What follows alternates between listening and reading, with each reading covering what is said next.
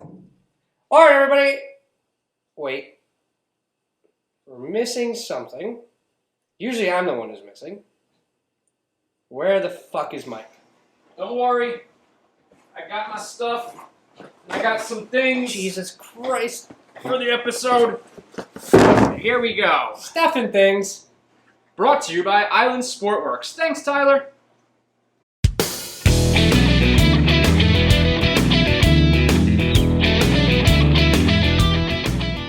Hi, everybody. Welcome back to Everyday Whiskey. I'm Mike. And I'm Dan. And on this week, we have a whole crap load of stuff to go through with About you to guys. Mary Poppins this bitch. Yeah. As you saw from our intro, I brought a box of goodies that I've obtained from my place of Stuffs and employment. things. Stuff and things, indeed. All right. This is just kind of a fun episode. We're gonna race through like 6 different varieties of bourbon that we got here. So if we don't touch on something that you think is important, please comment on the video. Yes. Also, like and subscribe if you like the video. Yes. So, first off, we're going to get right into this shit because we need to go kind of fast. Yeah, we got a lot to do. First off, we're starting off with a Hollywood Uncorked episode. With the Terry Bradshaw Bourbon. Bradshaw Bourbon and Yahtzee. Okay. Cool. So, Terry Bradshaw, 4-time Steelers Super Bowl champion. I think there was something called the Miraculous Toss. Yes. Well, I don't know. I don't follow football. No, my dad's a Steelers fan. Loves Terry Bradshaw. Which is weird because he should technically be an Eagles fan. Well, my dad's actually all from around the country. That's also true, too. But, as far as his football accolades, he is a, Hall of Fame football player. He's a football analyst, actor, entrepreneur, spokesperson, yada, yada, yada. I can go on for days about what he does. All I can say is we saw way too much of his ass and failure to launch. So, let's get into this bourbon. I've not had this yet. Nope, I have not either. I don't know. I think it's only aged like 2 years. Yeah, it's 103 proof, so it's going to be a his doozy. Bourbon born in Kentucky, 4-time... I think he has 103 touchdown career Yep, touchdown aged passes. minimum 2 years, New Chart Oak. So, it's pretty young. But everything on this bottle means something. Like his completion percentage was 51.9%. It's 51.9% alcohol. Yep. So I'll give it to him as far as like ingenuity goes. So, we're going to find out right now if this is actually a decent bourbon or if this is more novelty for you football fans and your Terry Bradshaw The fans nose is out there. nice. Like you said, the bottle is really just indicative of his career, not the bourbon. Yeah, that's what I'm saying. Like I feel like that's not exactly where you want to go with this. I'd rather have the product speak for itself and then like kind of have some fun quirky shit. Fudge! Wow! We should have had that on last week's episode. Holy proof! Why is that so hot? I don't know. Why is that so hot? This should have been on last week's. Fucking A. It's got a lot of kick to it. It's only 2 years old, so I get it. It's very like. It's young. Very young. So Mike and I use a term. It's called new makey. Yeah. So new make is basically unaged whiskey. Yep. It's pure ethanol. Hasn't ever touched hasn't touched an inch of wood in its This is entire life. our own term. Do not try to say we're pulling crap out of our ass. Yeah, We know we are. I know it's new make. So new makey. It's got a new makey taste to it. It's just very ethanol forward, very astringent, and it's not very dark. So they're not adding food coloring, which might be the only thing I give them a tip of the cap to. Yeah, I'm sorry, but I know why they did the 51.9% percent alcohol. It's reflective of his touchdowns. What you said? No. It's his completion percentage is his completion. Yeah. But the thing is, if you're gonna go for that high of a proof or that high of a percent alcohol, you got to do more than 2 years in a barrel. Yeah, it needs more. It needs more wood contact, more exposure. I think I might have to dub this one failure to launch. And with that, we're benching Terry Bradshaw. Okay, on to the next one. Next. All right. We're going to go right down the line here, so I'm going to pull out the next 3. This is for our buddy Bobby, who is a Redwood Empire nut, and he just picked up, I think it's called the Bear Beast. It's the it's one of the Grizzly whatever. The Grizzly Beast. Grizzly Beast. Yep. Beast. I am not well versed in this at all, so Mike is going to take this. Yeah, so the Redwood Empire ones, they are made out west in California. I believe they are actually made relevant in. No, yeah, it's not sourced. Yeah, no, it's in Sonoma County. I'm gonna read. They get a lot of their name from David Muir, who is a very, very big advocate of not just Muir Woods, but of national parks and services. A lot of their products are really cool. They have like these little coaster things that sometimes they come with, which are actually seeds. You can plant them and it grows a tree. Same with their bottle. I believe every portion of their proceeds goes to protecting the redwoods, Muir Woods, and all that jazz. So they got a lot of good.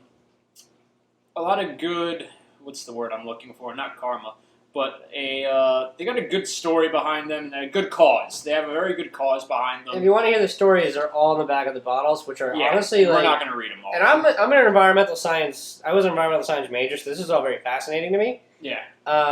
We're not gonna read them all, but maybe we'll touch a little bit on them. But they've grown in popularity. I mean, there's people that seek this out all over. It's not widely available. It's available in our market. It's available on the West Coast, but it's sporadic everywhere else. In the center. Each of these bottles are named after some sort of group of trees and/or singular trees. Yep. So in the Redwood National Forest. You got Pipe Dream, the Emerald Giant, which of course it's green, so it's rye. This way. Yep. And then the Lost Monarch, which is just a blend of whiskeys. So which one you want to start with? So this is a blend of bourbon and rye. This is a rye. So let's go rye that way. Cool. Actually, let's go that way. All right, you go. So let's start with the Pipe Dream. And again, sorry if this seems rushed, but we have to cover 6 whiskeys in roughly 15 to 18 minutes. Because we notice as soon as we go over 15 minutes, you guys plummet in attention span. Yeah. And you know what? I can speak to that because I do the same thing. My attention span is not very long for YouTube videos. Yeah, no, seriously. I'm with you too, unless it's like something like a series I watch that I'm invested in. Yeah. Which we're definitely not at that point where people are invested in our episodes, so we're going to try and hit as many good points as we can. So this first one is called the Pipe Dream. Yeah. And like I said, this is named after a set of conifers in the Redwood National Forest, along with the next 2 we're doing it. Nose is musty. It's very musty. Ooh, that's tasty. Musty with a little bit of caramel?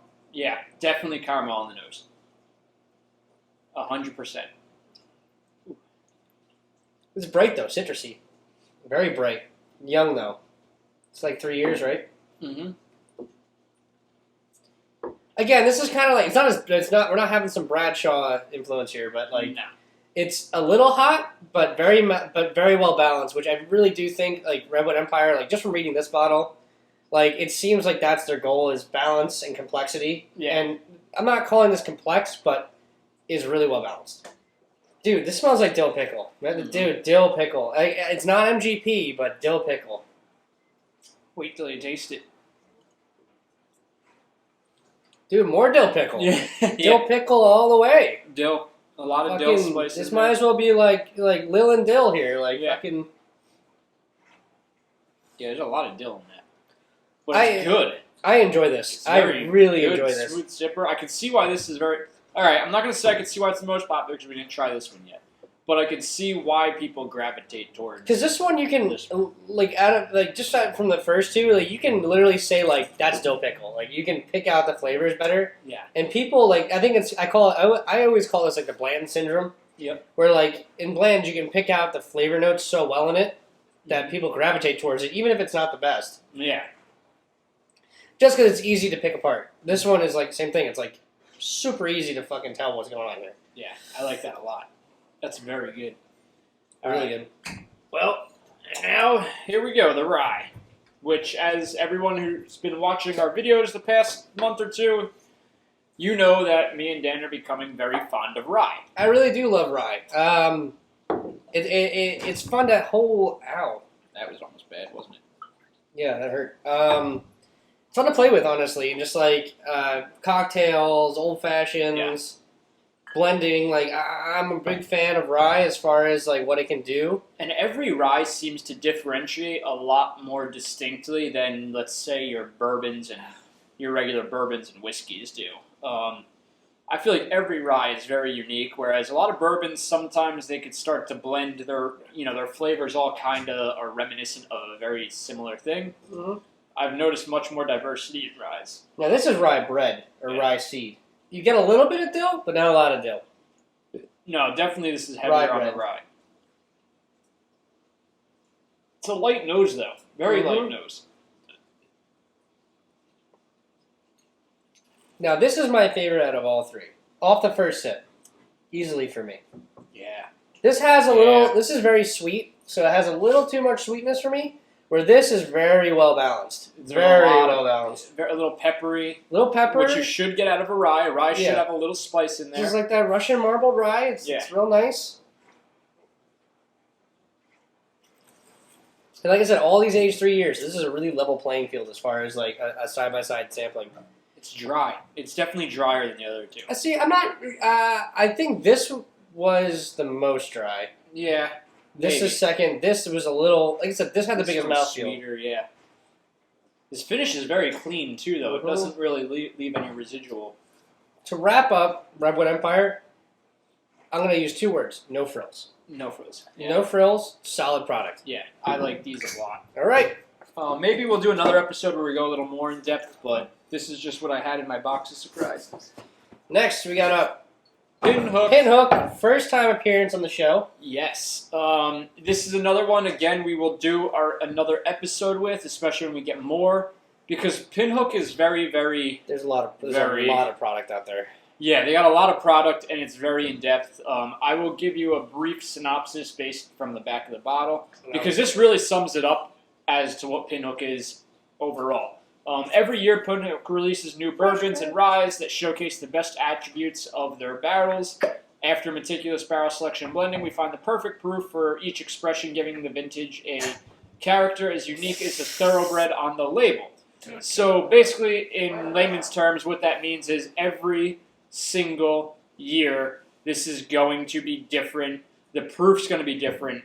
The not really the mash bill, I guess. I'm sure the mash bill's going to stay the same, but kind of stagnant. The product varies slightly. Yeah, everything in it is going to change, and they will adapt that with these horses that are on the front. Now, these horses on the front of the labels are really cool because they are actual real race horses with real names. Is this Sea Biscuit? No, this is Hard Rye Guy. Yeah, that's High Rye Guy. This is Bourbon Heist. No, Hard Rye Guy. Oh, Hard Rye Guy? That sounds like a real bad porno name. Yeah, it does. Now, the cool thing about these is they have little QR codes on the back of them. You can scan those. It'll bring up the history of the bourbon, but it'll also bring up the history and the stats of the horse. Well, they have the size on here of the horses. So they have the size of the horse, the color, the sex of the horse, the crop yield, which is 2021. So next year, 2022, it's going to be the same package, completely different bourbon. Both are 98 proof. Fun fact, apparently this horse had a total winning of $79,000 in payouts for horse track betting. I just noticed that when I was looking stuff up. So you get a lot of cool facts like that pertain to not only the bourbon, but the horses when you go on their website or use the QR code and scan for info on the bottle itself. Ooh, the nose is really unique. Very bright and floral. That is a funky palate. That is floral. Ooh. Dude, that is floral. Yeah, why does this taste like a bouquet of roses? This tastes like a bouquet of roses. This is odd. It's vegetative. Very dry. But I like it. This is a summertime sipper. This is light, crisp, refreshing, floral. No, I'm getting cucumber. Yeah, a lot of cucumber. I'm getting cucumber out of this. It's weird. It's weird but good. A summertime sipper. Weird but good. I like this a lot. It's very unique, and I think that's obviously that's what they set out. Now I'm getting cucumber on the nose too, though. It's floral, but it's like also like that it's just like fresh. That's like the best way to describe it. Like fresh. It's that fresh cucumber. It's like I don't know. It's very unique. It's not your standard bourbon. No, there's no other bourbon I've ever had that tastes like this. Like easiest way to say it. Like, I'm not saying good or bad.